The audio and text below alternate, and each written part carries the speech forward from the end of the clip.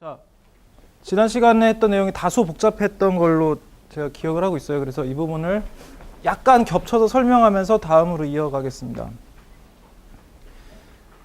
자, 우리 주어진 이제 생산 함수 표에 의해서 코스트를 계산해 보면 U자형 에버리지 코스트가 나왔어요.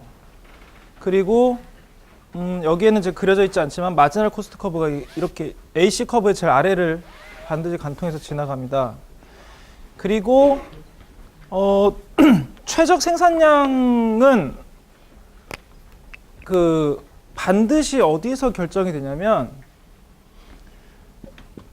MR과 MC가 동일한데 반드시 MR 커브를 MC 커브가 아래에서 위로, 왼쪽 아래에서 오른쪽 위로 통과하면서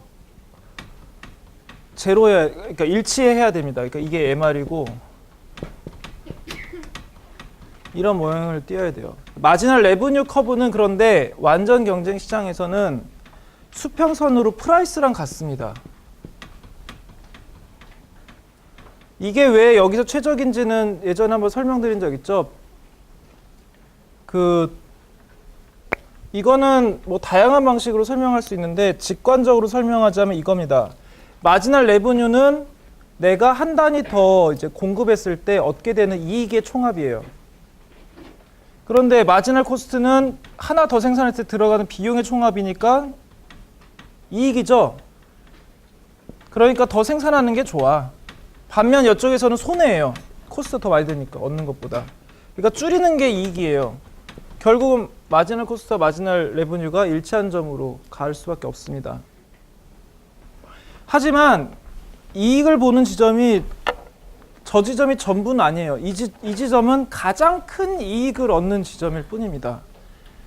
사실 에버리지 코스트가 이렇게 주어지면 에버리지 코스트와 프라이스만 보고 이 중에 초과이익을 얻을 수 있는 지점은 찾을 수 있어요. 만약에 프라이스가 이 상황이다. 그러면 내가 이익을 얻을 수 있는 부분은 지금 AC 내부에 있는 이 모든 점입니다. 초과이익을 얻을 수 있어요. 하지만 이 중에서도 가장 많은 이익을 얻을 수 있는 지점은 어디냐면 이 마지널 코스트 커브가 지나가면서 얘랑 만나는 요 지점입니다. 여기서 가장 큰 이익을 얻을 수 있어요. 프라이스가 낮아지게 되면 이익을 얻을 수 있는 이 영역은 밴드는 줄어들게 됩니다. 그러다가 AC 커브의 미니멈과 완전히 스쳐 지나가게 되면 딱 한 점이 유일하게 이윤성이 있는 지점이 되는 것이죠.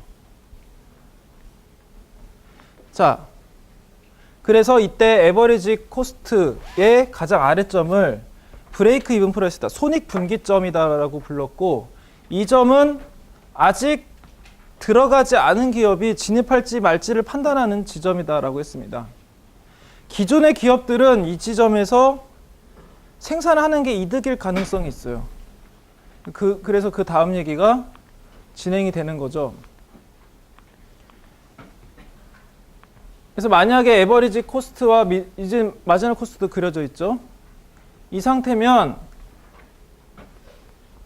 이 마지널 레브뉴와 마지널 코스트가 지금 이렇게 접하니까 여기서 가장 큰 생산량을 가지죠. 따라서 이만큼을 생산하게 되고 이때의 프라이스와 퀀티티를 곱한 이 면적이 바로 토탈 레브뉴가 됩니다. 그리고 토탈 코스트는 그때 들어간 총 코스트인데 에버리지 코스트의 면적이겠죠. 그래서 이렇게 되고 결국 이 남은 요 영역이 이윤입니다. 0보다 크다는 걸 확인할 수 있어요. 케이스 2, 만약에 칼같이 일치한다, 마지널 레브뉴와. 이때는 토탈 레브뉴와 토탈 코스트가 일치해서 이윤이 제로가 됩니다. 다시 한번 강조하지만 이때 이윤이 제로라는 것은 경제학적인 의미에서의 이윤이므로 통상적인 이윤을 얻고 있다는 뜻입니다. 회계적 이윤의 측면에서는. 만약에 더 낮게 되면 이 경우는 이제 손해를 보게 되는데, 손해를 보는 것 자체가 문제가 아니라 이제 생산을 안 하는 것과 비교했을 때 이게 둘 중에 어느 게 더 낫냐는 거예요. 결과부터 말씀드리면 이미 고정 비용이 지출되고 있다면 얘가 손해를 덜 봅니다. 손해를 보고 있는 상태긴 한데 가동을 안 하는 것보단 덜해요. 하지만 프라이스가 그 아래로까지 내려가게 되면 그 이제 에버리지 베어리어블 코스트의 문제가 되는 거죠. 그래서 에버리지 베어리어블 코스트를 붙여서 했을 때 에버리지 베어리어블 코스트의 미니멈보다도 아래로 내려가면 가망이 없어요. 이거는 생산하는 게 가만히 있는 것보다 더 손해지만 에버리지 베어리어블 코스트의 미니멈보다 위에 있다면, 이런 영역에 있다면 비록 손해를 보지만 가만히 있는 것보단 덜 손해를 봅니다. 그래서 이 면적을 지금 기하학적으로 계산을 했고, 그 다음에 가만히 있을 때 생산을 아예 안 해버리면 그때는 픽스드 코스트만 들어가고 있는 상태가 되니까, 근데 그 사이즈가 400이었죠. 가로 10, 세로 40 정도 네모를 두고 이 두 개를 같이 대조해 보면, 자, 이쪽이 더 크죠? 근데 이건 마이너스 값이니까 마이너스 값은 작은 게 더 큰 거잖아요. 그러니까 얘가 더 유리하다. 그러니까 덜 손해 본다. 400 얘는 가령 뭐 예를 들면 320 이런 식의 손해를 보고 있는 건데 400 손해를 보는 것보다는 320 손해를 보는 게 낫죠. 그런 식으로 생각을 하시면 됩니다. 그래서 이미 진입해 있는 기업은 에버리지 베어리블 코스트 미니멈보다 가격이 높게 형성돼 있으면 비록 손해를 보고 있긴 하지만 그래도 생산하는 게 유리하다. 그래서 에버리지 베어리어블 코스트의 미니멈인 포인트를 우리는 생산 중단 지점이다라고 부릅니다. 셧다운 프라이스라고 불러요.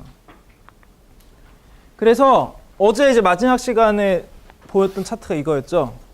지금 제가 그 케이블을 안 가져와 가지고 애니메이션이 안 나오는데, 결국 지금 보면 언제나 마지널 코스트와 마지널 레브뉴 커브가 만나는 지점이 최적 생산량이에요. 따라서 프라이스를 이쪽에서 아래로 쫙 스캔을 하면 최적 생산량이 계속 찍히겠죠. 그 최적 생산량이 바로 공급 곡선입니다. 이 기업의, 개별 기업의 공급 곡선이어서 얘를 쭉 내리면 결국 MC랑 만나는 점이 계속 선택이 돼요. 선택이 되고 에버리지 코스트 부분부터는 그래도 선택이 돼요. 얘가 진입한 기업이라면 여기까지 선택이 되고, 만약에 얘가 진입 안 한 기업이야 라고 하면 여기서 끊깁니다. 왜냐면 진입 안 하죠. 다른 산업 부분에 가면 얘보다 더 많은 이익을 얻을 수 있으니까. 안 하니까 케이스가 둘로 갈리는 거예요. 개별 이 쌀 산업에서는 진입하지 않은 경우 여기서 끊기고, 진입한 경우는 여기까지 끝까지 가서 끊깁니다. 여기에서 진입 판단 기준이 한번 걸리고, 진입하지 않은 기업은 여기서 끊는 모양의 공급 곡선이 나오는 거고, 진입한 기업이면 뒤까지 더 갑니다. 그렇게 되고 이제 이 이하 기업에서는 아예 생산 안 하는 거죠. 그래서 엄밀하게 하면 여기까지 선 긋는 게 맞겠죠? 모든 가격에 대해서 긋는 거면. 자, 지금 우리가 든 얘는 에버리지 베어리블 코스트가 사실은 U자형이 아닌데, 좀 더 복잡한 생산에서는 에버리지 베어리블 코스트 U자형으로 나오거든요. 그렇게 되면 걔네도 이게 이제 서플라이 커브다 해서 1차 결론이 나온 거고, 좀 더 복잡한 케이스에서는 이렇게 에버리지 베어리블 코스트가 U자형으로 나와요. 재미난 거는 마지널 코스트는 에버리지 베어리블 코스트의 미니멈 포인트도 지나갑니다. 이건 기하학적으로 증명할 수 있어요. 대수적이자 기하학적으로 증명할 수 있고, 하여간에 그래서 이 경우에는 만약에 이미 진입한 기업이라면 A부터 쭉 있는 선이 되는 거고, 진입하지 않은 기업이다라고 하면 C부터 쭉 끊는 형태가 되는 겁니다. 둘 다 여기서 약간 갭이 있죠. 그래서 생산곡선 그릴 때 Y절편을 불분명하게 그리는 이유는 여기에서 찾을 수가 있습니다. 생산 중단 가격이 있어서 우리 서플라이 커브 그릴 때 이렇게 그리잖아요. 여기 떼서 그리잖아. 떼는데 이유가 있는 거예요. 왜 이렇게 안 그리지? 저게 이유입니다.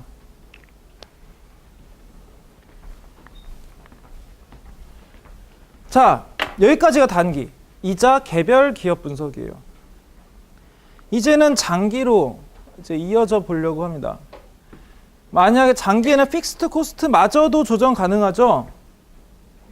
그러면 기존 기업도 이 상태에 있다. A부터 C 사이에 가격이 형성돼 있다면 어떻게 해야 되겠어요? 일단은 조업 중단 가격보다 높으니까 생산하겠으나 계속 공장 철수할 준비를 하겠죠. 산업을 철수할 준비를 할 겁니다. 그래서 이제 픽스드 코스트 청산하고, 즉 뭐 경운기나 토지 그 임대하던 거 계약갱신 안 하고 그냥 끝내버리고 다른 산업으로 가겠죠. 따라서 장기에는 에버리지 코스트의 미니멈보다 아래로 내려갈 수가 없습니다.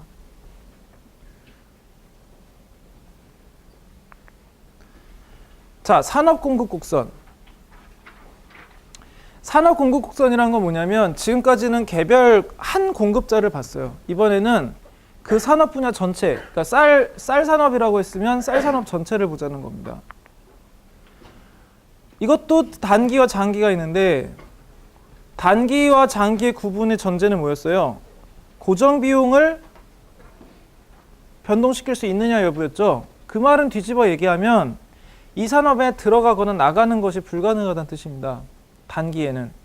왜냐하면 들어가거나 나가려면 고정 비용을 조정해야 되잖아요. 들어가는 기업은 고정 비용을 들여야 되고 그다음에 나가는 기업은 고정 비용을 청산하고 나가야 되는데 그게 불가능한 시간이 단기니까 단기에는 생산자 수가 변하지 않는다. 요거만 있는 겁니다. 이 상태에서 그러면 단기 산업 곡선은 어떻게 도출하지? 그냥 개별 산업 100개가 있다면 그 100개를 다 더하면 되는 겁니다. 예를 들어서 이렇게 되는 거예요. 만약에 모든 기업이 생산 기술이 다 똑같아 라고 하면 지금 모양도 똑같아 보이죠? 하지만 지금 가로축의 단위가 100배로 뻥튀기 됐다는 게 보일 겁니다. 100배로 뻥튀기 됐을 뿐이에요. 이게 단기 산업 곡선입니다. 여기에 만약에 이제 이 쌀이라는 상품의 디맨드 커브가 있다면 걔랑 만나는 지점이 단기 균형이겠죠. 그 이 안에 지금 셧다운 프라이스랑 브레이크 이븐 프라이스가 있는데 그것보다 위에 형성돼 있으면 이제 초과이윤을 얻고 있을 거고 그거보다 아래 형성돼 있으면 뭐라고 해야 되지? 손해를 보고 있는, 다른 산업보다는 손해를 보고 있는 상황일 겁니다. 그래서 이 경우에는 이 브레이크 이븐 포인트가 이 지점이 있어요. 아까 차트랑 대조해 보시면 압니다. 그리고 셧다운 프라이스는 여기서는 끊김없이 바로 붙었어요. 우리 첫 번째 예에서는. 그래서 셧다운 프라이스가 요 세로 절편에 형성되어 있는 상태입니다. 일단 일반적인 경우를 보면 그래서 단기 서플라이 커브는 이렇게 우상향하는 모양새를 가지고 있는 상태에서 마켓 디맨드는 우하향하는 형태를 띠고 있겠죠. 산업 전체니까. 그리고 어느 지점에선가 끊겨있는 패턴을 보일 겁니다. 끊겨있는 거는 셧다운 프라이스다. 그러니까 그 아래로는 가격이 그 아래로 떨어지면 그러니까 디맨드가 이런 데 간다라고 한다면 아예 이 산업은 이제 아무도 공급을 안 하는 거죠. 채산성이 없는 산업이 되는 겁니다. 자, 하지만 장기 산업 공급 곡선이라면 얘기가 달라질 수가 있어요. 왜냐하면 이제 들어갈 수도 있고 나갈 수도 있으니까. 자, 그러면 결국은 이 에버리지 코스트 미니멈, 즉 손익분기점보다 가격이 위에 형성됐냐 아래에 형성됐냐가 핵심이 돼요. 만약에 현재 가격이 에버리지 코스트의 미니멈보다 위에 있으면 초과이윤을 획득한 상태겠죠. 그러면 밖에서 공급자가 들어오겠죠. 여기 평균보다 높은 이윤을 얻을 수 있는 분야 안에 들어와야지 하고 새로 들어올 겁니다. 반면 현재 에버리지 코스트 미니멈보다는 마지널 레버뉴가 아래에 있다면 손해를 보면서 생산하고 있는 상태죠. 다른 분야에 비해서.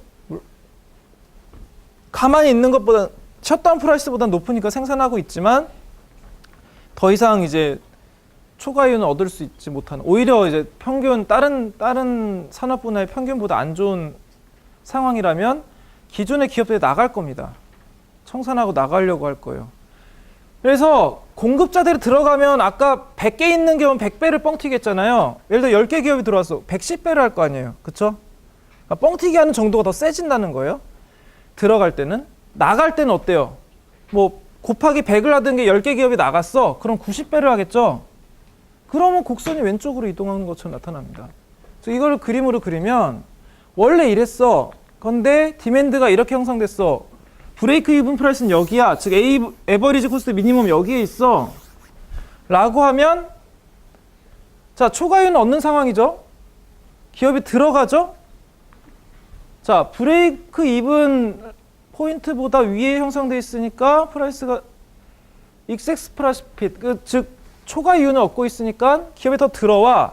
들어오면 지금 이게 개별 산업 공급 곡선을 100배 한 건데 예를 들어서 110, 120배, 130배 이렇게 계속 곱해진다는 거 아니에요. 언제까지? 그럼 이렇게 되면 어떻게 되겠어요? 어중간하게 들어왔어. 가격이 떨어지겠죠. 더 들어와. 그래도 초과 이윤이니까. 언제까지? 이렇게 될 때까지. 이렇게 될 때까지 엔트리가 계속 기업이 진입합니다. 반면 현재 가격이 이렇게 아래 형성됐어. 이러면 이제 손익분기점보다 위니까 생산을 하고 있는데 평균보다 낮은 이윤을 얻고 있죠. 그러니까 기업이 나가. 나가면 어떻게 돼요? 곱해지던 게 덜 곱해지겠죠. 언제까지? 이렇게 될 때까지. 결국 그래서 디맨드는 근데 지금 제가 아무렇게나 주은 거잖아요. 현재 디맨드가 이렇게 있으면 어떻게 되겠어요? 계속 엑시트가 나와서 여기까지 가게 이렇게 되겠죠? 디맨드가 이런 데 있으면 어떻게 되겠어요? 계속 엔트리 들어오겠죠? 어떻게 되든 디맨드와 가격이 만나는 지점에서 프라이스 라인과 디맨드가 만난 지점에서 공급 곡선이 맞춰지죠. 따라서 장기 산업 공급 곡선은 그냥 요겁니다.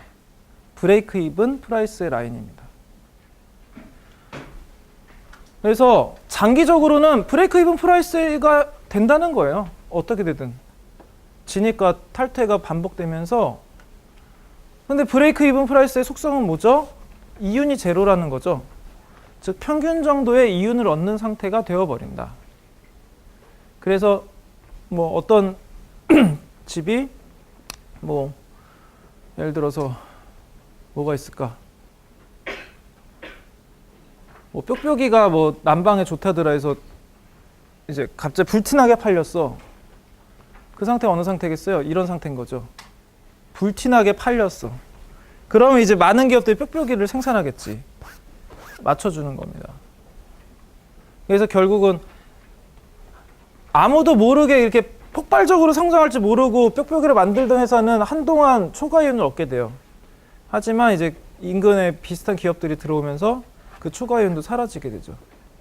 그래서 뭔가 유행 같은 게 한번 반짝 일어나면 다른 사람들도 비슷한 걸 만들기 때문에 사실은 그게 따라잡을 수 있는 기술이라면 그냥 아이디어의 문제죠. 그러니까 결국 그 상큼한 그 신선한 아이디어로 인한 그 초과 이윤은 남들이 따라잡을 때까지만 유효합니다. 그래서 장기 서플라이 커브는 이 손익분기점을 라인으로 한 수평선이다. 물론 이건 지금 기업의 에버리지 코스트가 일정하다는 전제하에 또 다 똑같은 기술을 갖고 있던 전제하에 되게 거칠게 도출한 내용이에요. 그래서 실제로 장기 서플라이 커브는 완벽한 수평선은 아니고 우상향하는 모양을 띠고 있긴 합니다만은 아주 완만하게 우상향합니다. 그래서 단기 산업 공급선이 이렇다면 장기 산업 공급선은 훨씬 더 수평에 가까운 형태를 띠게 된다. 현실에서는. 완전 수평은 아니고 완전 수평이 되려면 모든 기업의 특성이 다 똑같은 아주 엄격한 조건을 충족해야 되죠. 그리고 정말 진입하고 탈퇴하는데 완전히 마찰이 없어야 됩니다. 근데 현실은 그렇지 않으니까 현실은 그렇지 않지만 그럼에도 불구하고 자, 이 공급곡선과 이 공급곡선의 차이는 기울기죠. 기울기가 플랫한 것을 뭐라고 불렀어요? 탄력성이 높다라고 부릅니다.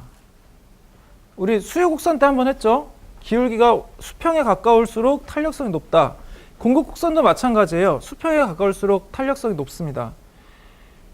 똑같은 기술이라 할지라도 장기보다 단기의 탄력성이 더 높다는 것을 이런 식으로 보일 수도 있어요.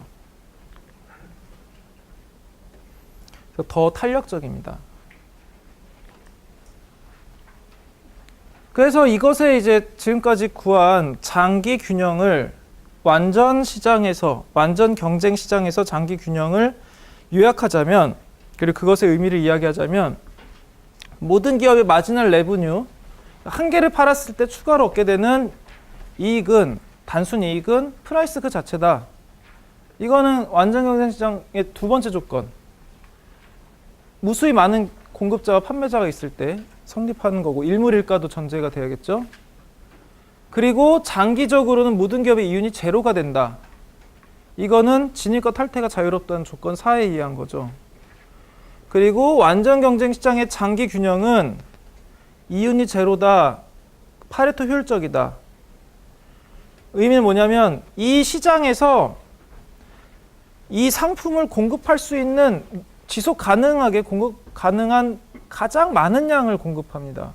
이건 요 다음 파트에서 이야기를 할 건데, 그래서 지금 가지고 있는 리소스 상에서 가장 많이, 그리고 가장 저렴하게, 지속 가능한 가장 저렴한 가격으로 공급한다는 뜻입니다. 그래서 이러한 완전 경쟁 시장에서 장기적인 균형 공급량과 공급 가격은 사회적 잉여를 극대화하는 배분이다 라는 의미와 상통합니다. 하지만 다시 한번 강조하지만 이게 성립하는 것은 어디까지나 완전 경쟁 시장 가정이 성립할 때 뿐이라는 거를 잊으시면 안 됩니다. 자, 그러면 공급자 잉여를 이제 소비자 잉여를 구했던 것과 같은 방식으로 생산자의 잉여를 구해 보도록 합시다. 일단 그 공급자도 소비자도 이제 수요자와 마찬가지로, 공급자와 마찬가지로, 소비자와 마찬가지로 일종의 유보 가격, 머릿속에 이제 이 가격이면 공급해야지라는 가격이 있어요. 다만 다른 점 뭐냐면 방향이 달라요. 그러니까 옛날에는 내가 이 가격이면 살 거야 해서 아래쪽부터 위로 올라가서 가장 높은 가격을 설정했죠. 예를 들어서 내 이 프레젠터다. 이 프레젠터를 100원이면 오케이 살 거야. 200원 살 거야. 300원 살 거야 하다가 8,000원 하니까 이제 아리까리해지고 8,100원부터는 안 사. 너무 비싸. 이렇게 되면 이 사람 유보 가격은 WTP는 8,000이라고 했습니다. 그쵸? 그래서 내가 지불할 용의가, 이걸 구매하기 위해서 지불할 용의가 있는 가격 중에 가장 높은 놈을 WTP라고 부르고, 이것을 수요자의 구매 의사 가격이라고 불렀는데, 공급자도 마찬가지인데 방향이 달라요. 얘들은 싸게 팔면 안 팔아 이러겠지만, 위에서부터 이제 같은 식으로 얘기하면 너 이거 100만 원 팔래? 와 땡큐지, 팔 거야. 99만 원, 98만 원 계속 낮춰봐요. 그러다가 예를 들어서 5,000원 이하로는 팔기 어렵다.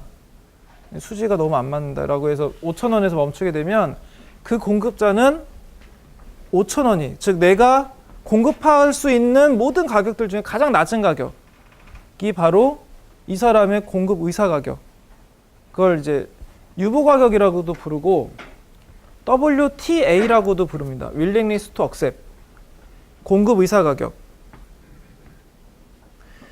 그런데 이제 소비자 측과는 달리 공급자 측은 훨씬 더 객관적이에요. 무슨 말이냐면 소비자 측은 그냥 상품을 보고 얼마면 사겠다 하는 걸 그냥 자기 심리적인 근거에 의거해서 결정했죠.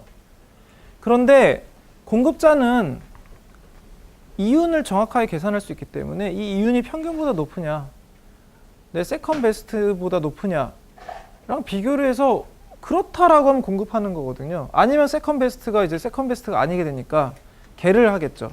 더 유리한. 그래서 이 윌링니스 투 억셉의 결정 메커니즘은 그냥 이윤이, 경제학적 이윤이 0보다 크냐입니다. 0보다 같으면 이제 그냥 통상적인 이윤을 얻는다는 거고, 0보다 크면 초과 이윤을 얻는다는 거니까 들어가는 거죠. 자, 이때 비용은 아까도 말씀드렸듯이 기회비용입니다. 내 차선책을 염두에 둔 비용이라는 거예요. 그래서 0으로 비교하면 되는 겁니다.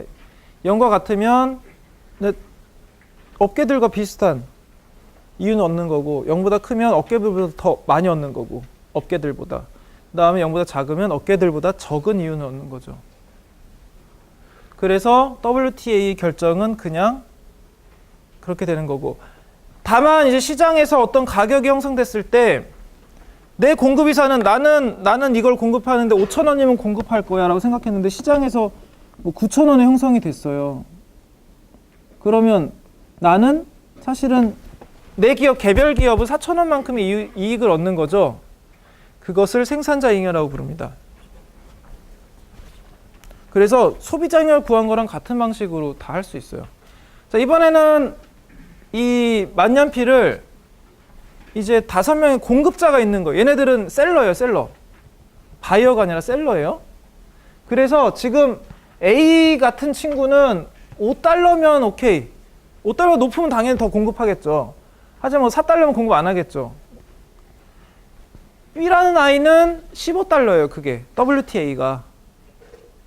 결국 얘네들은 이 만년필에 느끼는 이제 개별 비용이 이 정도다. 그래서 그러니까 기회비용을 감안한 개별 비용이 이 정도라는 거예요. 그래서 C라는 아이는 25, D는 35, E는 45 이렇게 이제 내 공급이사 가격이 있다면 WTA가 있다면 이걸 가지고 공급 곡선을 그릴 수 있습니다. 이 표만 가지고도. 자, 만약에 현재 가격이 45 이상이면 얘 공급하겠어요, 안 하겠어요? 하지. $5도 하려는데 45달러면 만세 하면서 할 거 아니에요. 얘도 마찬가지죠. 하죠. 얘는 딱 칼같이 맞다는 생각이 들지만 아무튼 하겠죠. 그래서 공급량은 5개. 얘네들은 만년필 1개씩만 공급할 수 있는 아이예요. 중고시장과 비슷한 상태입니다. 5개. 그럼 35에서 44면 몇 개겠어요? 얘 여전히 공급하죠? 공급. 얘 안 하죠? 공급 안 하죠? 그러니까 4개. 그런 식으로 다 그릴 수가 있어요. 그래서 $5 미만이면 아무도 공급 안 할 테니까 공급량이 빵개가 되죠. 이것을 세로축의 가격, 가로축의 수량으로 두고 그림을 그리면 계단형인 공급 곡선이 도출됩니다. 지금 $5 미만에선 빵이니까 이렇게 된 거고, 그다음에 이렇게 그려진 거예요. 그때 공급자, 만약에 현재 가격이 $30다라고 한다면 요 세 I는 공급을 하고 DE는 공급 안 하겠죠? 그래서 공급량은 총 3개고 그때 각각이 얻게 되는 개별 비용에 대해서 판매 가격을 빼니까 개별 공급자 잉여는 25, 15, 5가 되는 겁니다. 다시 한번 얘기하지만 이때 이거는 회계적 잉여가 아니라는 거예요. 지금 기회비용의 순편익이 여기 포함되어 있습니다. 그걸 항상 염두에 두셔야 돼요. 그래서 이걸 가지고 마치 똑같이 그림을 그릴 수 있죠. 아까 그렸던 공급자 곡선에서 현재 가격이 $30야. 그러면 잉여는 어떻게 계산돼요? 지금 공급하는 요 3개니까 요 면적이 되는 거죠. 그래서 이렇게 구해지는 것이고 요 빨간 영역이 공급자 잉여가 됩니다. 그리고 만약에 공급자가 무척 많아지게 되면 이 계단이 이제 되게 부드러운 직선이 되겠죠. 곡선이 되겠죠. 그리고 그때는 개별 가격의 아래쪽을 색칠한 요 영역이 됩니다. 이 핑크색 영역들. 자, 그러면 아까 그 그림에서 프라이스가 다운되면 어떤 일이 일어나는지 봅시다. 역시나 되게 메커니즘이 소비자 때랑 거의 똑같아요. 방향만 반대지. 원래 $30일 때 생산자 잉여가 이렇게 결정되고 있는데 만약에 $20로 떨어졌다 라고 한다면 이제 소비자 잉여는 이렇게 변하겠죠. 그럼 변동폭은 요 영역이 될 텐데 이 파란 영역이 이제 새로운 공급자 잉여가 되고 얘를 제한 이 부분이 변동폭인데 변동한 게 2종류가 있다는 거예요. 한쪽 얘는 여전히 공급하고 있어. $20 때도 공급하고 있지만 서플러스만 좀 작아졌어. 한데 요 중간에 요 부분은 그냥 공급을 안 하게 된 거죠. 그래서 저 녹색 영역은 기존 공급자 잉여 감소분이고 핑크색 영역은 공급 중단으로 인한 잉여 감소분이다. 그래서 얘는 소비자 때랑 똑같아요. 사실은 이 부분 소비자 때도 똑같이 30달러에서 20달러로 바뀌었죠. 바뀌면서 이 부분은 사실 생산자 거였는데 소비자 걸로 간 거예요. 소비자한테 간 거니까 사실 이 사회 어딘가에서 그냥 가져가는 아이만 달라졌지 똑같은 거죠. 없어지진 않은 거죠. 하지만 이 부분은 사라진 겁니다. 그래서 되게 중요한 의미를 갖고 있어요. 저 영역이. 그래서 공급자 수가 여기서는 지금 가격이 아까 내려간 걸로 했는데 이제 올라간 걸로도 똑같이 얘기해 볼 수 있겠죠. 올라가면 원래 이만큼의 생산자 잉여를 갖고 있다가 이제 이만큼의 생산자 잉여로 바뀐 거죠. 그때 요만큼은 기존 공급자의 생산자 잉여가 증가한 부분이고, 그러니까 얘도 원래 공급하고 있었어. 그런데 그냥 잉여만 더 늘어났어.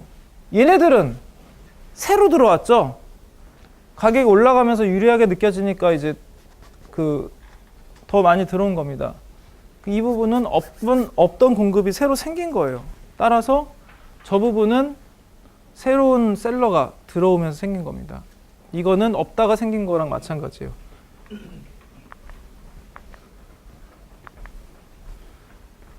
자, 그래서 아까 탄력성 얘기를 했는데 공급 측에서도 가격 탄력성을 정할 수 있습니다.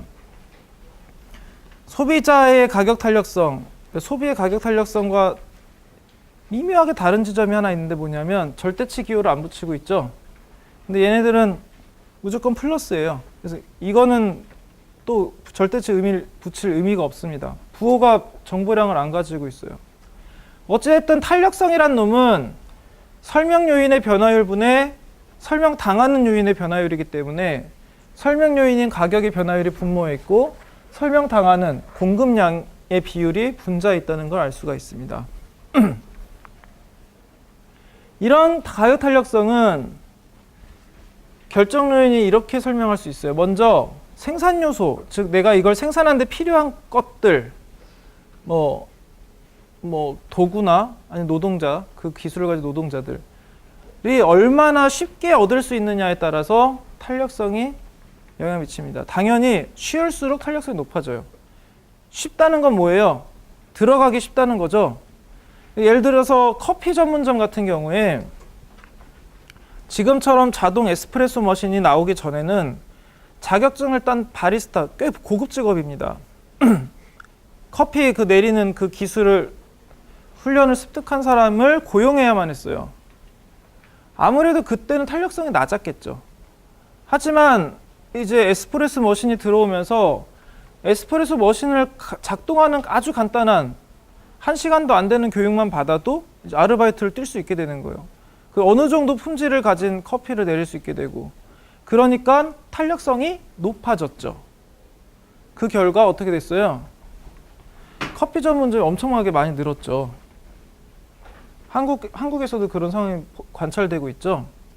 만약에 예전 같은 방식으로 그 바리스타, 고도의 훈련을 받은 바리스타만 진짜 제대로 된 커피를 내릴 수 있는 상황이었다면 커피 전문점이 지금처럼 많기는 어렵습니다. 그리고 일단 가격 자체도 엄청 비싸고요. 그리고 시간은 아까 도출한 바와 같이 장기 공급 곡선과 단기 공급 곡선을 보면 기울기가 다르죠. 이상적인 상황에서 장기 공급 곡선은 완전히 수평선이었습니다. 이제 현실에서는 그 정도는 아니지만 그래도 수평에 가까운 높은 탄력성을 나타낸다고 그랬죠. 결국 대응 시간이 많을수록 장기에 가까울수록 탄력성은 커진다. 고탄력을 드러낸다라는 겁니다. 그래서 장기의 공급 탄력성이 더 높고 더 수평에 가까운 모양새를 띠고, 단기 공급 탄력성은 그보다 낮고 좀 더 서 있는 모습을, 기울기가 가파른 모습을 보이게 됩니다. 아까 봤던 그 그림을 다시 한번 보여드린 거죠. 단기가 빨간 라인, 회색이 장기, 훨씬 더 수평선에 가까운 모양을 띠고 있습니다. 자, 그러면 이제 다음 토픽으로 넘어가서 완장 경쟁 시장에 대해서 이야기를 좀 더 해보도록 하겠습니다.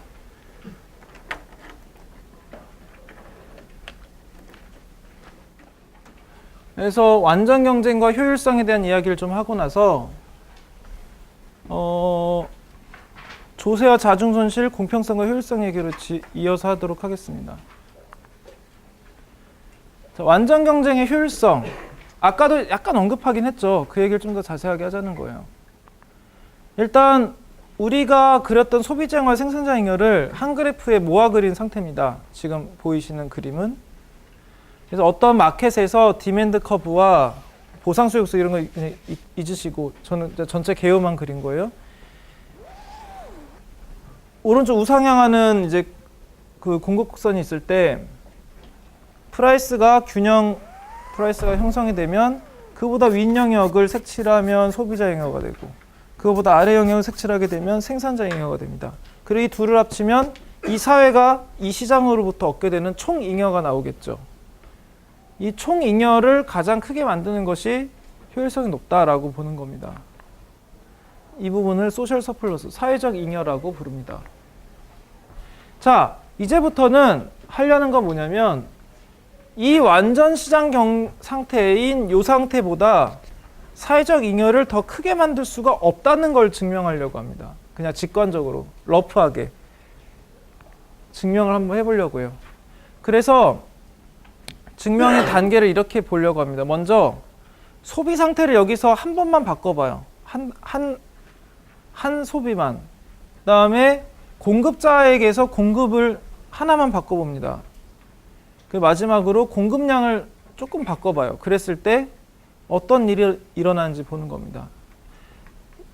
이렇게 했을 때 어느 경우에도 파레토 개선이 가능한 경우가 전혀 없다면 파레토 효율적이다라고 이야기를 할 수 있겠죠.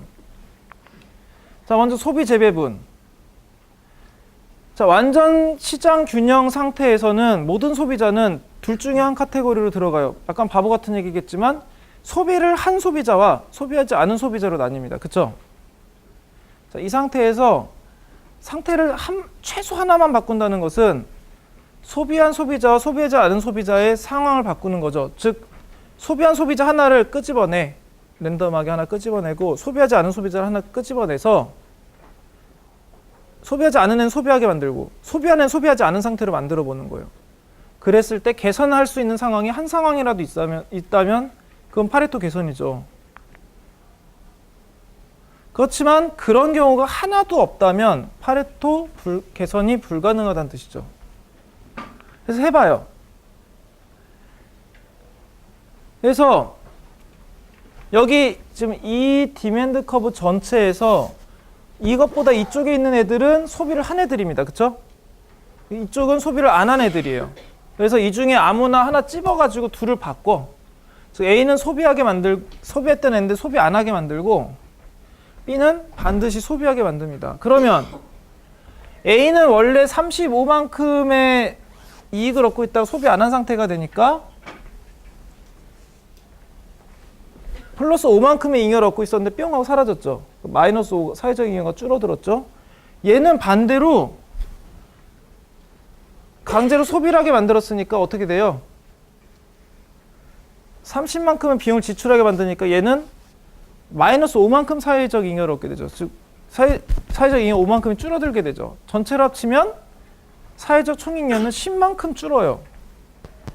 그런데 이것을 더 일반화하면 이 라인 중에 어떤 놈을 택하고 이 라인 중에 어떤 놈을 택하도 어떤 조합에서도 늘어날 수 있는 경우는 전혀 없고 줄어드는 경우만 존재합니다. 라는 것을 수학적으로 증명할 수 있겠죠. 그 말은 소비 재분배로는 파레토 개선이 불가능하다는 걸 의미합니다. 자, 공급도 마찬가지로 할 수 있어요. 이번에는 요만큼의 공급자들이 공급한 공급자들이고 이만큼 공급 안 한 공급자들이거든요. 그래서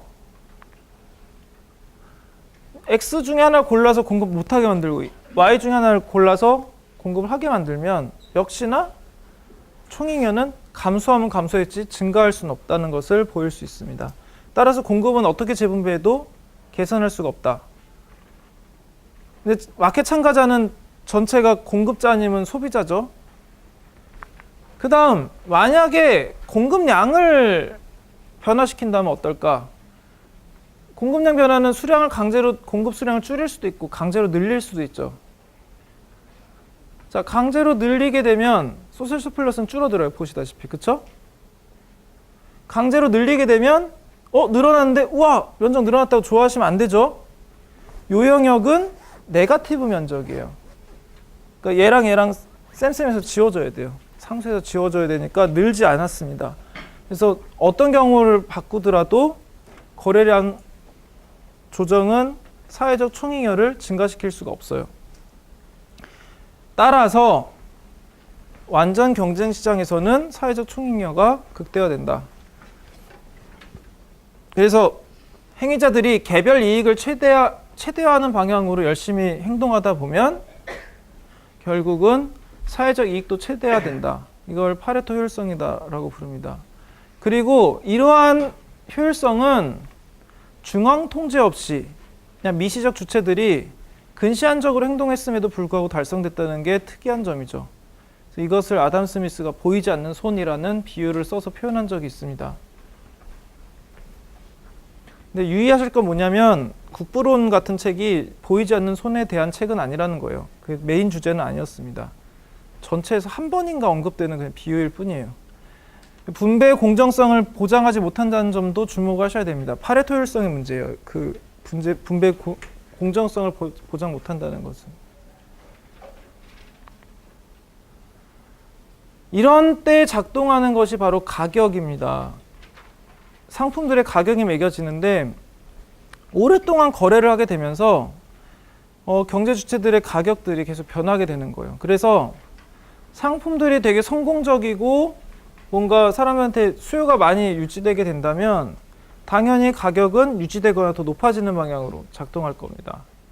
하지만 만약에 상품 시장에서 반응이 뜨뜻미지근하다, 안 좋다, 예상보다 안 좋았다, 여러 가지 이유가 있을 수 있겠죠. 어떤 이유든 그렇게 된다면 얘네들의 가격은 떨어집니다. 아주 명시적으로 아예 표시 가격을 줄일 수도 있고 아니면 중고가가 확 떨어진다든가 다양한 방식으로 사실 사회에서 나타나지만 어찌됐든 가격이 낮아지는 방향으로 가는 것들은 언제나 공통점이 있어요. 올라가는 것도 마찬가지로 공통점이 있습니다. 이러한 공통점들이 바로 신호로 작동하는 거예요. 시그널이라고 부릅니다. 사실 이런 가격이 주는 정보 효과가 가장 극대화되는 부분들은 사실은 일반 상품 시장은 아니고 금융 상품 시장이 그런 역할을 많이 합니다. 그래서 여러분들도 아마 들어보신 적이 있을 거예요. 무슨 기업이 공개를 하니까 주식이 확 올랐다, 줄었다, 이런 식의 뉴스들을 들어봤을 겁니다. 그거는 그냥 그 기업에 대한 정보가 바로 가격에 반영이 되는 거예요.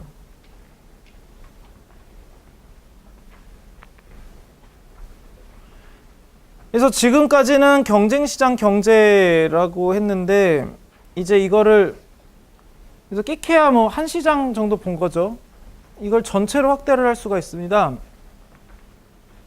그랬을 때 균형이 되는지 균형으로 가는지 여부도 검토를 할 수 있겠죠. 그래서 모든 부문 시장이 완전 경쟁 시장인 경제를 경쟁 시장 경제라고 가정을 합니다. 이건 정말 훨씬 더 강력한 가정이죠. 모든 상품들이 다 삼선 슬리퍼 같은 시장이라는 거잖아요. 하지만 아무튼 시작점은 그렇습니다. 그렇게 해서 일반 균형이라는 문제를 풀 수가 있어요. 모든 부분에서 시장 균형을 달성한 경제 상태가 존재할 수 있다라는 것을 증명할 수 있습니다. 이걸 일반 균형이라고 불러요. 그래서 부문 간의 최종 결정이다. 이거는 다른 산업이에요. 얘는 옥수수 산업이고 이쪽 밀 산업입니다.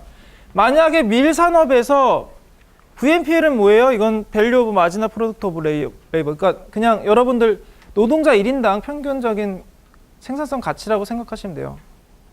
이게 평균보다 낮아. 이쪽은 평균보다 높아. 이러면 어떻게 되겠어? 이쪽은 생산량을 늘리는 쪽으로 가겠죠. 이쪽 산업은. 왜냐하면 노동자 한 명 고용하면 얻는 게 잃는 것보다 훨씬 많아. 그러니까 이쪽으로 자원이 쏠립니다. 이 노동자들을 어디서 구해요? 이쪽에 별로 이렇게 큰 이익을 못 주는 노동자 한 명을 고용해도 이 정도밖에 이익을 못 주는 산업에서 이쪽은 산업을 축소할 거거든요. 이쪽 산업의 종사자들이 이쪽 산업으로 가는 거예요. 그럼 이쪽은 산업이 늘어나면서 한계 생산은 체감하니까 계속 줄어들게 되고 생산량 늘면서 1인당 생산성이 체감하고, 이쪽은 노동자 빠져나가면서 생산량이 줄지만 그 대신 얘도 한계 생산 체감 때문에 생산량이 줄면 생산성은 올라가죠.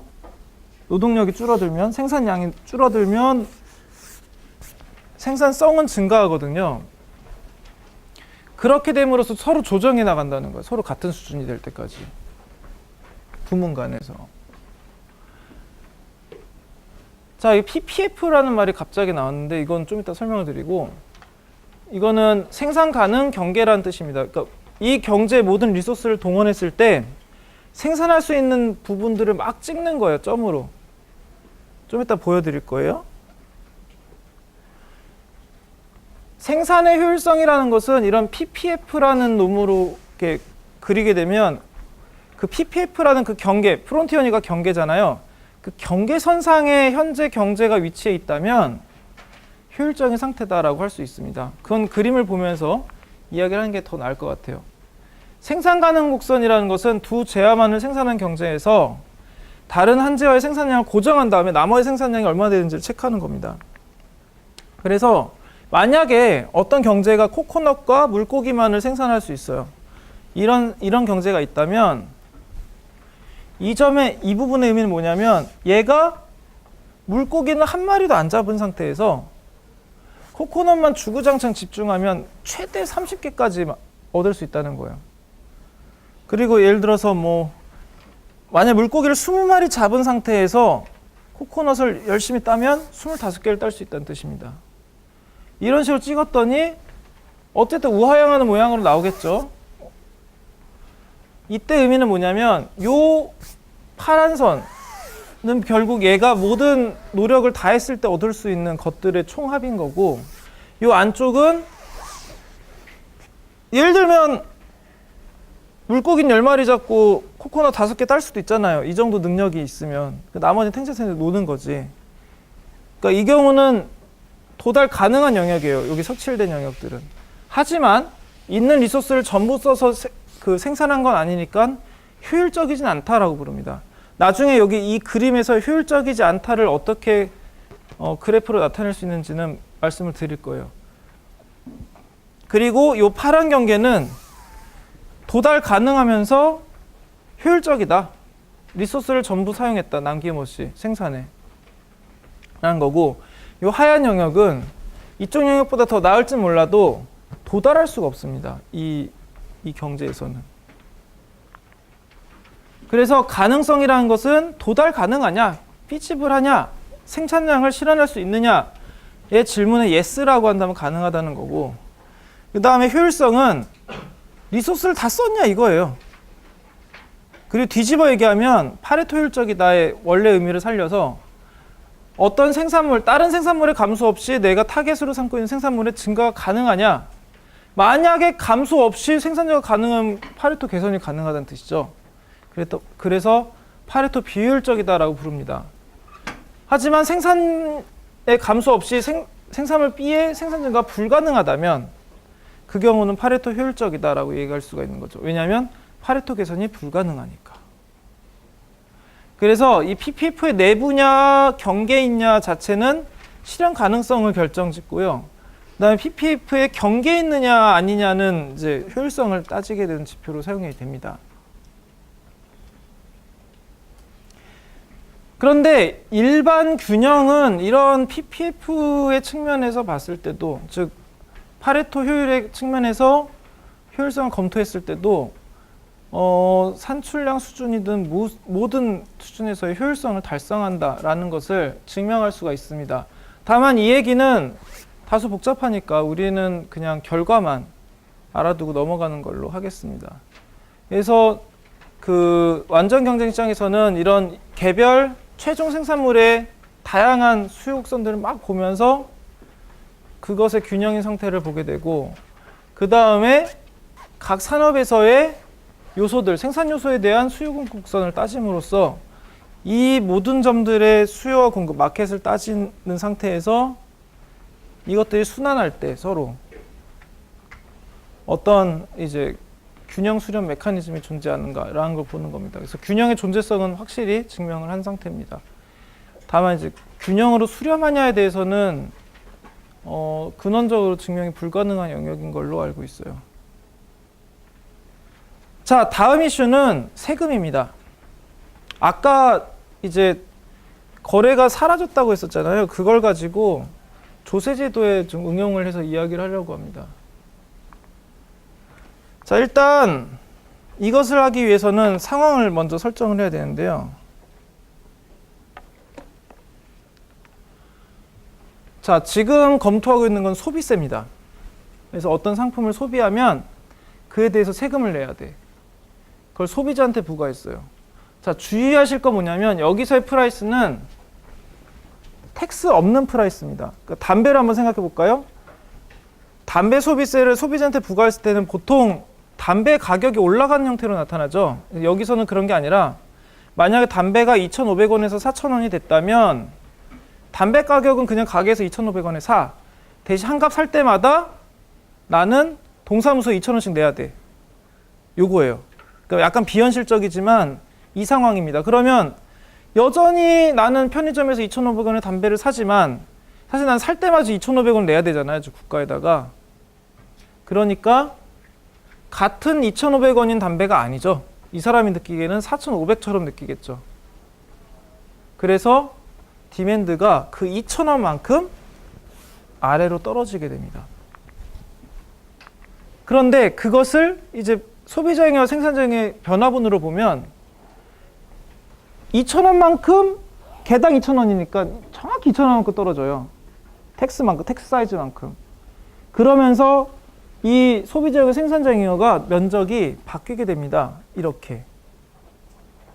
바뀌었죠. 보시면 지금 생산자행위는 명백하게 줄었고 소비자행위는 이 부분은 줄었고 이 부분은 늘었고 해요. 그쵸? 그래서 이 전체 면적이 줄었는지 늘었는지를 봐야 됩니다. 이 빨간 부분이 생산자행위 감소분이에요. 이제 그 소비자행위 변화량은 좀 복잡하니까 자세하게 보면 자, 일단 불필요한 건 날리고 자, 이 부분은 겹쳐서 쌤쌤이 되죠. 이 부분은 줄었어요. 이 부분은 늘었습니다. 줄고 늘은 부분들을 배조해 보기 위해서 요 영역을 중심으로 왼쪽과 오른쪽으로 경우의 수를 나눠서 봅니다. 그래서 왼쪽을 먼저 보시면 자, 분명히 제가 요 변한 요 새로운 디맨드 커브는 세로 사이즈가 텍스 사이즈랑 같다고 했죠. 그럼 요 길이는 얼마겠어요? 텍스 사이즈 그 자체겠죠. 텍스 사이즈 그 자체예요. 그 다음에 지금 디맨드 커브 원래 이랬는데 이렇게 변했죠. 그래서 지금 마켓 가격이 여기서 여기로 떨어졌죠. 자, 소비자가 아까 2,000원을 냈다고 그랬어요. 동사무소에. 그런데 지금 시장 가격이 떨어졌죠. 담배 가게 갔더니 담배가 더 이상 2,500원이 아니야. 예를 들어서 뭐 2,200원에 팔고 있어. 이런 상태인 거예요. 그쵸? 그러면 공급자는 300원을 깎아줬네요. 이걸 어떻게 해석해야 될까요? 그 300원은 사실은 원래 지금 담배 소비자가 2,000원씩 내고 있잖아요. 그걸 보태주는 겁니다. 야, 300원은 우리가 내줄게요. 실제로 낸 건 아니야. 실제로 2,000원은 소비자가 내고 있어. 그런데 지금 내가 이 담배를 구입하는데 든 총비용은 얼마예요? 4,300원이 됐죠? 4,200원인가? 아무튼 만약에 얘가 300원을 깎아줬다면 4,200원을 낸 거죠.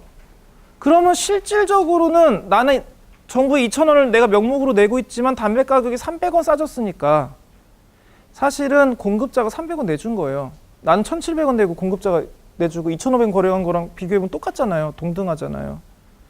그래서 이 부분은 사실은 서플라이어가 세금 내준 거예요. 그래서 TS라고 부른 겁니다. 서플라이어가 간접적으로 내준 텍스. 어떻게? 가격을 다운시켜 줌으로써. 그럼 나머지는 진짜로 낸 거죠. 2,000원 중에 300원 얘가 내줬으니까 1,700원은 컨슈머가 낸 텍스, 실질적인 텍스입니다. 사실 그래서 누구한테 부여하더라도 이게 갈라져요. 이렇게. 이것을 조세 귀착이라고 부릅니다. 누구한테 부여하더라도 간접적으로 그거는 소비자, 공급자 나눠냅니다. 여러분들이 일상생활에서 느낄 수 있는 조세기차가 뭐가 있냐면, 사실은 조세는 아니지만 카드 수수료, 현금으로 내면 얼마 깎아줘요 하는 거 있잖아요. 그것과도 연관이 있습니다. 카드로 안 나게 하면 이제 내가 가게는 그 업체나 가게는 카드 수수료를 안 내도 되거든요. 단말기를 설치할 필요도 없으니까 그런 거 다 제하고 생각해 보면 얻게 되는 이익이 있는데 그 중에 일부를 가격 다운으로 해주는 거예요. 사실 여기에는 거기다가 플러스해서 소득세 신고를 회피하려는 것도 있는데 그걸 식별하고 싶으면 현금 영수증 발행되냐고 물어보면 됩니다.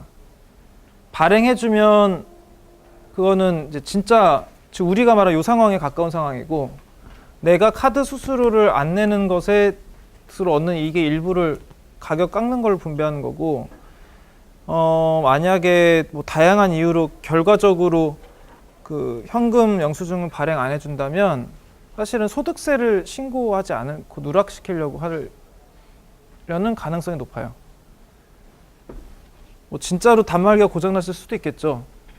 근데 보통은 그런 상황에서는 그렇게 해석해도 됩니다. 아무튼 자, 내가 이 얘기를 왜 했냐면, 이 곡선은 그렇게 보이진 않지만 원래 곡선은 평행이동이라는 걸 해도 이렇게 좀 삐뚤어져 보입니다. 근데 실제로는 이게 지금 다 똑같아요. 다 수직으로 택스고 이게 영원히 저쪽으로 가요. 그 말은 뭐예요? 이 빨간 영역은 얘 왼쪽에 대해서는 이만큼의 면적과 같다는 거예요. 날라간 면적이, 이 빨간 면적이. 그리고 이 녹색 영역은 명확하게 지금 직사각형으로 나왔으니까 상관이 없죠. 그래서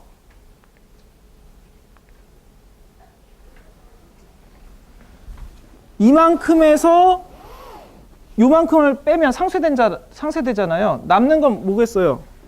TS 더하기 TC가 텍스니까 텍스에서 지금 TS만큼을 뺐죠. 넘겨서 빼. 텍스 빼기 TS는 TC잖아요. 결국은 TC만큼의 그 부분, 이 직사각형 요 지금 짙은 빨간색 영역이 진짜로 줄어드는 영역인 겁니다. 요 빨간 영역과 녹색 영역의 차이인 거예요. 즉 순감소 영역은 요 빨간 영역이다. 얘 왼쪽에 대해서는. 그래서 이쪽 왼쪽으로는 설명이 끝났어요. 이쪽 오른쪽. 이쪽 오른쪽은 이게 줄어든 영역이고 이게 늘어난 영역이니까 빼면 되는데 이게 평행이죠 지금. 그러니까 요 삼각형과 요 삼각형 평행이에요. 넘겨서 지워줘. 남는 것은 요 영역뿐입니다. 그래서 합치면 결국은 요만큼이 소비자잉여의 순감소분이에요.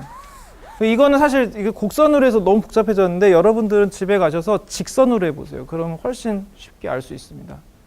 괜히 곡선으로 해가지고 그래프 너무 복잡해졌어요. 직선으로 하시면 쉽게 이해하실 수 있을 겁니다. 거기에다가 아까 생략했던, 너무 명확해서 생략했던 생산자잉여 감소분과 합쳐서 그리면 결국은 요 영역, 지금 제가 손가락으로 짚고 있는 요 영역이 바로 총소비자 잉여의 변화분인데, 여기서는 소비자 잉여의 감소분이죠. 그럼 이거만큼을 다 잃은 거냐? 그건 아닙니다. 왜냐하면 정부한테 간 텍스가 있잖아요. 정부가 세금 거둔 다음에 그냥 없애버리진 않죠. 유용한 데 쓸 거 아니에요, 나름대로. 그럼 그 텍스는 얼마냐? 거래된 거래량 곱하기 텍스량이겠죠. 내가 담배 하나를 살 때마다 지금 2,000원씩 세금을 냈으니까 세금량은 이 그래프의 수직 평행 이동 분인 이거 텍스만큼이다라는 걸 알고 있어 우리는. 거기다가 거래량은 얼마예요? 원래 이랬다가 이렇게 변했으니까 요만큼으로 거래량이 변했죠.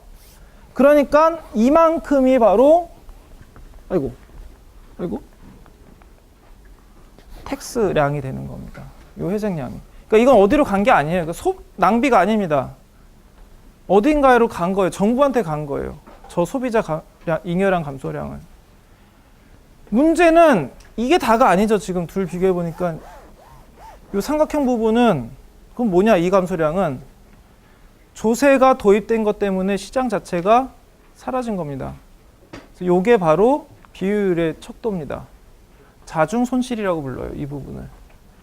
세금으로 인해서 총잉여가 완전히 감소한, 완전히 사라져버린 겁니다. 근데 이게 제가 지난 시간과 지지난 시간에, 이번 시간과 지난 시간에 말씀드렸던 거래하지 않게 된 행위로부터 발생하는 잉여 감소예요. 우리 왜 맨날 잉여 감소할 때 기존 잉여 변화분 한 다음에 신규로 들어오거나 나가는 애로 인해서 없다가 생기거나 있다가 없어진 거래에 대해서 얘기했었죠. 그 부분입니다. 이게. 그래서 요약을 하자면 이렇게 소비자한테 세금을 거두더라도 이만큼은 서플라이어가 지불하고 이만큼은 컨슈머가 지불하는 조세기차게 발생하고, 여기에다가 순자준 손실은 이 조세로 인해 없어진 궤도의 로스는 바로 이 영역이다. 여러분들이 이제 구하고 싶으면 지금 같은 방식으로 구해 보시면 돼요. 자, 그래서 보시면 조세를 어떤 식으로 부과하든지 간에 반드시 자중손실이 발생합니다. 정말 극단적인 케이스가 아니고서는, 여기서 극단적인 케이스란 건 뭐냐면 완전 비탄력적인 경우가 아니라면 총잉여가 감소해요. 그럼 이 조세를 그러면 하지 말란 얘기냐? 현대 경제학자들을 그렇게 생각한 사람들은 거의 없고, 다만 이제 정도에 대한 이견이 있는 거죠. 당연히 이거는 저울질을 해야 되는 문제다. 즉, 조세로 인해 자중 손실이 발생함으로써 발생하는 그 시장의 이제 그 문제랑 이 조세로 인해 증가된 편익이 존재할 수 있죠. 조세로 인해 증가한 편익은 뭐겠어요? 정부가 더 많은 자금을 걷어들였으니까 그걸로 더 많은 것을 하겠죠. 그겁니다. 둘을 저울질해서 이쪽이 더 낫다라고 생각하면 이렇게 하는 겁니다. 자, 담배를 예로 들어볼까요? 자, 담배는 사실은 되게 비탄력적인 상품이에요.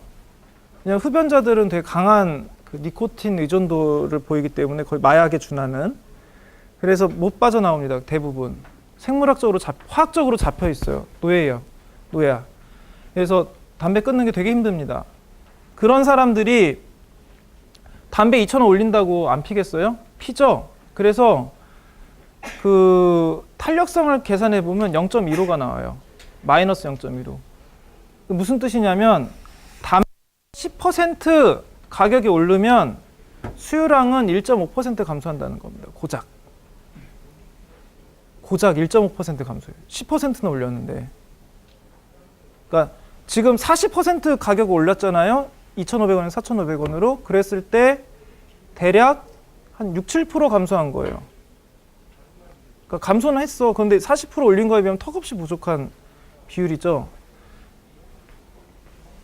사실 그 말은 무슨 뜻이냐면 담배 시장의 총잉여는 별로 안 감소했다는 뜻이에요. 그쵸?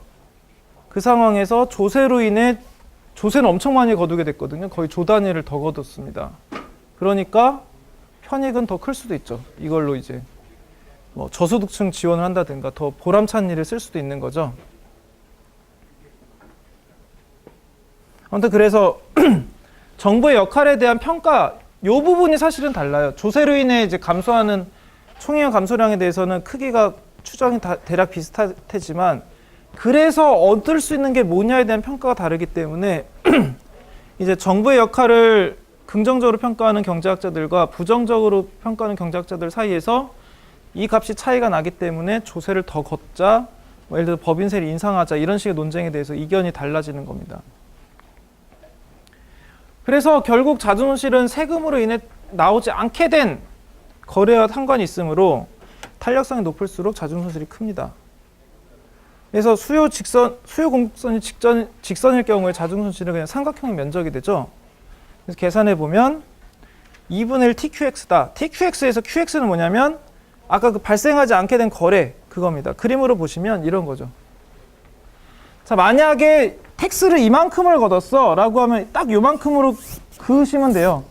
그래서 원래 세금 전이 이만큼 거래됐으면 세금 후에는 이만큼 거래되는 거예요. 그럼 QX는 이만큼이겠죠? 자, 텍스 사이즈는 이걸로 원래 정해져 있었잖아요.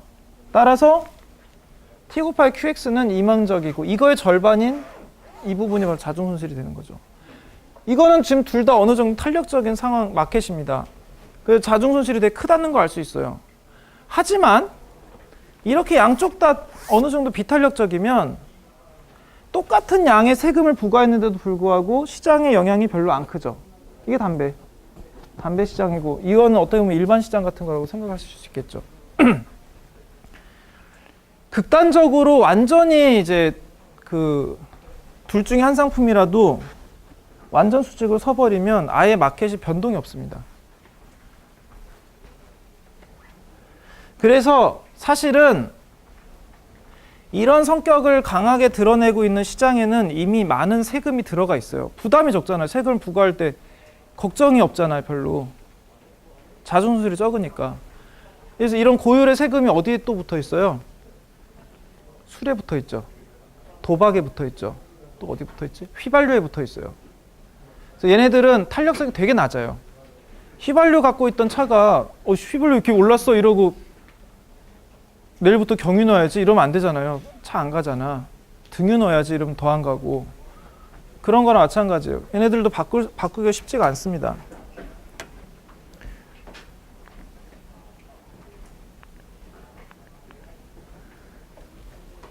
그래서 세금 부과로 어떤 자중 손실을 최소화하고 싶다라고 하면 상대적으로 비탄력적인 놈에 부과하는 게 좋고요.